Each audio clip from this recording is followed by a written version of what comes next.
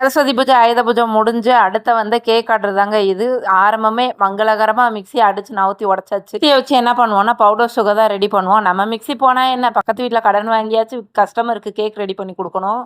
இந்த cake order பார்த்தீங்கன்னா, night 9 மணிக்கு குடுத்துட்டு மறுநாள் காலையில கேட்டிருந்தாங்க. இப்ப என்னம்மா ஒரு நாள் நைட்டு தூங்கலைன்னா என்ன, மறுநாள் பகல் பூரா தூங்கிக்கோ அப்படின்னு சொல்லி நெனைப்பீங்க. அதுதான் கிடையாது. பகல்ல ஃபுல்லாமே அதாவது மத்தியானம் ஒரு 2:00 வரைக்கும் நமக்கு கிளாஸஸ் இருக்கும். அதுக்கப்புறம் நம்ம ஸ்டிச்சஸு, கேக் ஆர்டர்ஸ் இதெல்லாம் அதுக்கப்புறம் தான் நம்ம மெயின்டெயின் பண்ணுவோம்.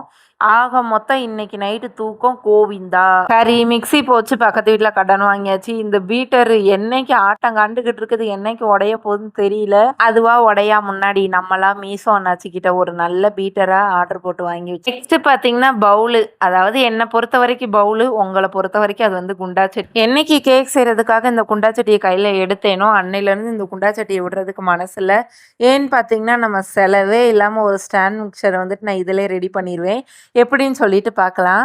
அதுக்கு பார்த்தீங்கன்னா, முட்டையெல்லாம் உடச்சி ஊற்றிக்கலாம். அந்த குண்டா சட்டியில் முட்டை உடைக்கும் போது ரொம்ப கவனமாக உடச்சி ஊற்றணும். பிகினர்ஸாக இருந்தீங்கன்னா ஒரு குட்டி கிண்ணத்தில் நீங்கள் ஒவ்வொரு முட்டையாக உடச்சி உடச்சி ஊற்றி ஊற்றி நீங்கள் அதுக்கு பவுலுக்கு ட்ரான்ஸ்ஃபர் பண்ணுங்கள். ஏன் அப்படி பண்ணணும்னு பார்த்தீங்கன்னா, நம்ம முட்டை ஓடு லைட்டாக பட்டாலும் நம்ம சாப்பிடும் போது இரிட்டேட் ஆகும். அடுத்து பார்த்தீங்கன்னா, பீட்டரை மாட்டிடலாம். மாட்டிட்டு நம்ம முட்டையை பீட் பண்ணலாம். ஏன் இதை ஸ்டாண்ட் மிக்சர்னு சொன்னேன்னா, அந்த பீட்டரில் லைட்டாக ஒரு பள்ளம் மாதிரி இருக்கும். அதை இந்த சட்டியோடு வச்சு அண்டை கொடுத்து வச்சிருவேன். அது எப்படி ஸ்டாண்ட் மிக்சர் மாதிரி செலவே இல்லாமல் யூஸ் பண்ணுறேன்னா, நீங்களும் இது மாதிரி ட்ரை பண்ணி பாருங்கள். ஓகே ஃப்ரெண்ட்ஸ், இந்த வீடியோ உங்களுக்கு பிடிச்சிருந்தா லைக் பண்ணுங்கள், கமெண்ட் பண்ணுங்கள், மறக்காமல் நம்ம சேனலை சப்ஸ்கிரைப் பண்ணிடுங்க. Ta ta bye bye, see you again.